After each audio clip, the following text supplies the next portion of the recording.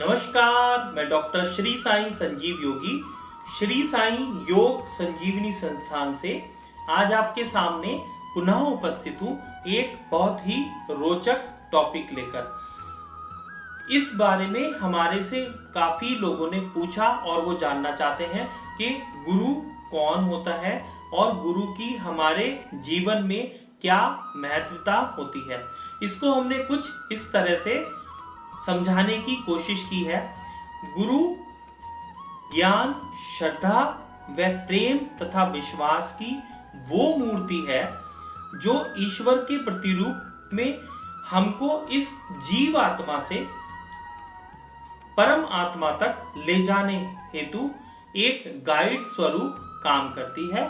इस प्रतिमा को, इस मूर्ति को, इस आकार को, इस एक व्यक्ति को हम गुरु का दर्जा दे सकते हैं, जो कि ज्ञान स्वरूप होता है और हमें गाइड रूप में ईश्वर की प्राप्ति हेतु एक गाइड का काम करता है। ये एक आध्यात्मिक तौर पर एक परिभाषा ऐसी है जिसको हम कह सकते हैं। लेकिन गुरु के कई तरह के रूप होते हैं जो हमें जन्म लेने के साथ साथ हमारे कर्म से लेकर आगे तक हमें गाइड करते हैं।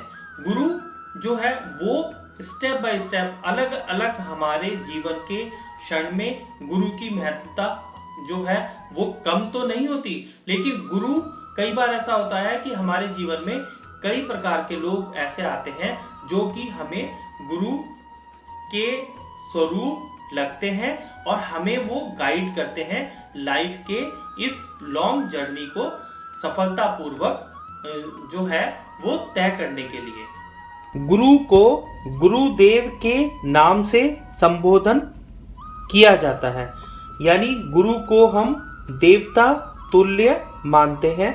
जब हमारे मन में दिव्य ज्ञान की एक जिज्ञासा उत्पन्न होती है, तब ईश्वर हमें उस गुरु तत्व से मिलवाते हैं, जिनके सानिध्य में हम ज्ञान प्राप्त कर परम तत्व व आनंद को प्राप्त कर सकते हैं।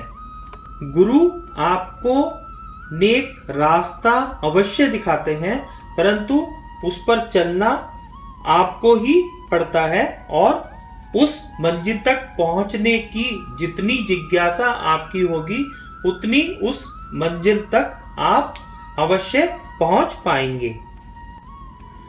जब आप अपने पथ पर चलते हैं तो उस पथ में आपको कई प्रकार की शारीरिक मानसिक परिवर्तन होते हैं, जिनके बारे में गुरु आपको बताते हैं। और जब आप अपने पथ पर चलते हुए लड़खड़ाते हैं तो गुरु आपको ज्ञान स्वरूप लकड़ी का एक सहारा देकर मजबूती प्रदान करते हैं और आपको शारीरिक मानसिक एनर्जी बूस्टर एक डोज देते हैं, जिससे आपके जीवन की यात्रा सुलभ हो जाती है।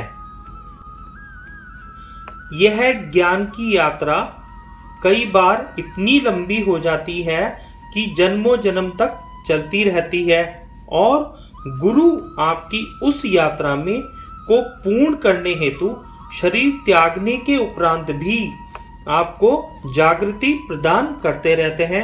यानी गुरु शरीर त्यागने के बाद भी आपकी सहायता करते हैं। आपको उस परम आनंद तक पहुंचाने में गुरु आपकी सहायता जन्मों जन्म तक करते रहते हैं। इस बात के प्रमाण हमें कई बार मिल चुके हैं कि गुरु आपकी श्रद्धा की परछाई है। जरूरी नहीं है कि गुरु आपके सामने साक्षात शरीर रूप में उपस्थित हों। कई बार प्रमाण मिलते हैं कि हमने किसी महान आत्मा के प्रतिबिंब को ही गुरु माना और उस प्रतिबिंब के ही सहारे हमने ज्ञान प्राप्त कर लिया, जिससे हमारी आत्मा तृप्त हो जाती है। कई बार उदाहरण इतिहास में ऐसे देखे गए हैं, जैसे कि एकलव्य ने गुरु माना और उनको उस अपने गुरु के सामने मूर्ति बनाकर ही प्रैक्टिस की और तीरंदाजी में इतने माहिर हो गए कि अर्जुन को भी उन्होंने अपने पीछे कर दिया।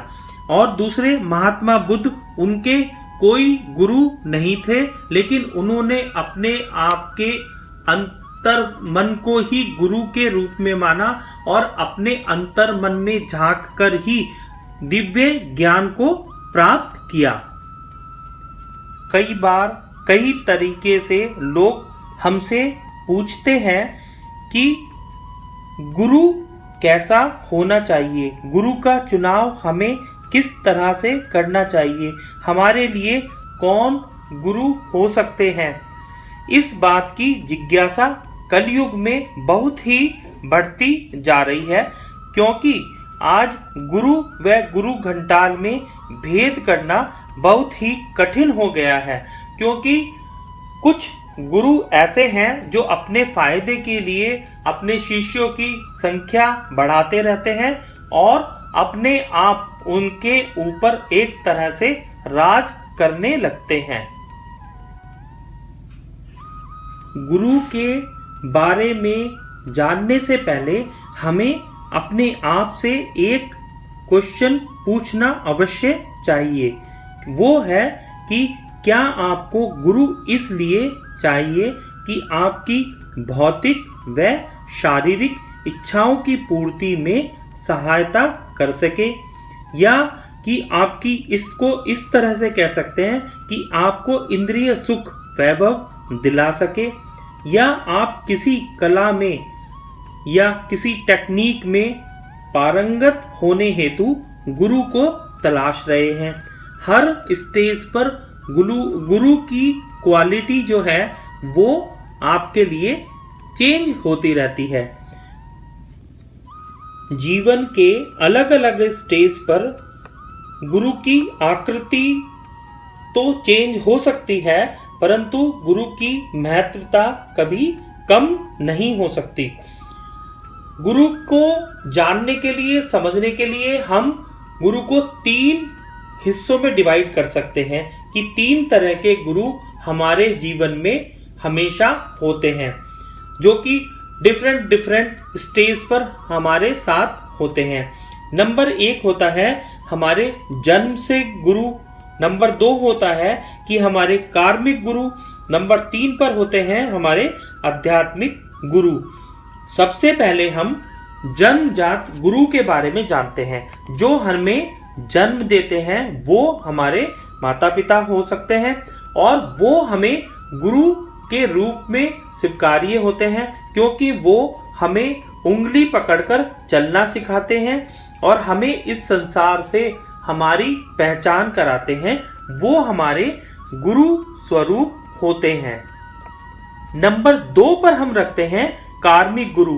कार्मिक गुरु वह श्रेणी होती है जब हम अपनी लाइफ को जीने के लिए, यानी अपनी भौतिक, सांसारिक व इंद्रिय सुख हेतु अपनी इच्छा के अनुसार कोई श्रेष्ठ क्षेत्र चुनते हैं और उस क्षेत्र में पारंगत किसी व्यक्ति को एक्सपर्ट मानते हैं। उसको गुरु स्वरूप हम मान सकते हैं। वह उससे हम सक्सेस हेतु गुरु के द्वारा गुर सीखते हैं।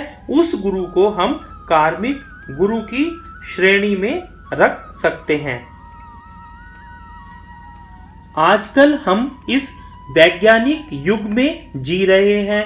हमें यह देखना चाहिए कि हमारा गुरु हमारे शारीरिक, मानसिक, ज्ञान, विज्ञान के तर्क से हमारी समस्याओं का समाधान किस प्रकार कर सकता है, यह भी हमारे कार्मिक गुरु की श्रेणी में आता है। नंबर 3 पर आता है आध्यात्मिक गुरु। मुख्यतः हमारा संपूर्ण विषय आध्यात्मिक गुरु के ही इर्द गिर्द घूम रहा है। जब हमारे अंदर स्वयं को पहचानने की या कहें आत्मज्ञान की एक तीव्र इच्छा उत्पन्न होती है, तब हमारे लिए एक लक्ष्य होता है कि हमें आध्यात्मिक गुरु चाहिए। हमें अध्यात्म में अगर तरक्की करनी है, हमें अंतर्मन का ज्ञान प्राप्त करना है, तब हमें एक इच्छा होती है, हमें ये लगता है कि हमें एक आध्यात्मिक गुरु चाहिए, तब हमारे गुरु की एक तलाश शुरू होती है। इसमें हम इस आध्यात्मिक गुरु को भी हम दो भागों में बांट सकते हैं। इसमें नंबर 1 होता है कि हम स्वयं को ही इतना मजबूत कर लें कि हम स्वयं बुद्ध की श्रेणी में अपने आप को रख सकते हैं और हम अध्यात्म में लग जाते हैं। और इस रास्ते पर जब हम स्वयं चलते हैं तो हमें कठिनाइयों से जूझना होता है, वह स्वयं पर ही संपूर्ण विश्वास करना होता है। यानी हमें अपने अंदर झांकना होता है, जो कई बार बहुत सी कठिनाइयों से हम घिर जाते हैं और हम अपने रास्ते से पथ भ्रष्ट हो जाते हैं। यानी हम कई बार अगर हम स्वयं जो है इस रास्ते पर चलें, हम स्वयं ही सब करना चाहें, तो हम कई बार कठिनाइयां तो आती ही हैं हर रास्ते में, हम उसमें अपना रास्ता बीच में ही छोड़ देते हैं कई बार, और हमारी ये अनंत ज्ञान की खोज अधूरी रह जाती है। नंबर 2 आता है इसमें कि यह हमारी स्थिति वह होती है, उस स्थिति को कह सकते हैं कि जब हम अपने हिसाब से ज्ञान, धर्म, संस्कार व कर्म तथा अध्यात्म में विश्वास करते हैं। जब हम उस ईश्वर से प्रार्थना करते हैं कि आप हमें अपने लक्ष्य की पूर्ति हेतु किसी अध्यात्म यानी किसी माध्यम को हमारे लिए उपस्थित करिए, या हम ईश्वर से प्रार्थना करते हैं कि हमें कोई ऐसा गुरु मिले, हमें ऐसे किसी गुरु से मिलवाइए कि जो हमारी इस ज्ञान की जो यात्रा है इसको आगे बढ़ा सके और हमें आशीर्वाद स्वरूप हमारा मार्ग प्रशस्त कर सके। तो उस समय जब ईश्वर हमारे से प्रसन्न होते हैं तो हमें किसी ऐसे इंसान, किसी ऐसे गुरु से मिलवा देते हैं जो हमारी इस जीवन यात्रा में, इस आनंद की खोज में हमारे लिए एक गाइड स्वरूप हो सकते हैं। उनको हम आध्यात्मिक गुरु की श्रेणी में रख सकते हैं। अब समस्या यह होती है कि आपको अपनी मन की आंखों से पहचानना होता है। गुरु आपको कई बार स्वप्न में व जागृत रूप में भी अपना एहसास करवाते हैं और आपको उनको उस स्वरूप में पहचानना होता है, तब आप गुरु को धारण कर सकते हैं। सही आध्यात्मिक गुरु यदि आपके सामने आते हैं तो आप कितने भी बड़े आदमी क्यों नहीं हो, आपको सर्वप्रथम आपकी गलतियों के बारे में बता सकते हैं और उनसे निकलने का रास्ता भी वो गुरु आपको सुझा सकते हैं। एक दिव्य आध्यात्मिक गुरु हमें जब ही मिलते हैं जब हमें हमारे ऊपर ईश्वर की कृपा होती है, और हमें यह भी जानना चाहिए कि गुरु को भी शिष्य जब ही मिलते हैं जब उनका ज्ञान इतना परिपक्व होता है और उनका ज्ञान इतना पवित्र होता है, तब उनको ऐसे शिष्य प्राप्त होते हैं जो उनका ज्ञान जो है वो इस संसार में जगह जगह आगे पहुंचा सकते हैं। यानी ये दोनों ही गुरु और शिष्य दोनों ही का जब मिलन होता है वो ईश्वर की कृपा से ही होता है और वो दोनों मिलकर जग कल्याण का कार्य कर सकते हैं। अब मैं आज के इस विषय के बिल्कुल निचोड़ पर आता हूं और आपको यह बताने की कोशिश करता हूं कि यदि आपको आज के इस युग में कोई गुरु तत्व इस प्रकार से यानी शारीरिक, मानसिक वैज्ञानिक व आध्यात्मिक समस्याओं का समाधान कर सकता है तो आपकी खोज यहाँ समाप्त हो सकती है। आप ऐसे गुरु से मिलने पर आंतरिक शांति का आभास कर सकते हैं।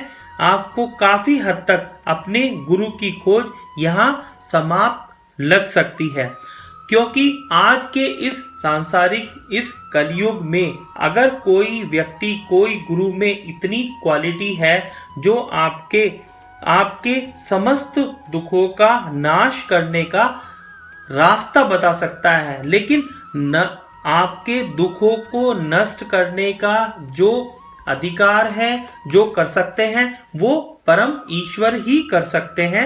लेकिन अगर किसी गुरु में ऐसा ज्ञान है जो आपको आध्यात्मिक, आपको शारीरिक व मानसिक वैज्ञानिक तर्क से आपकी समस्याओं का समाधान करने की सहायता कर सकते हैं, तो आपकी खोज गुरु की यहाँ समाप्त हो सकती है।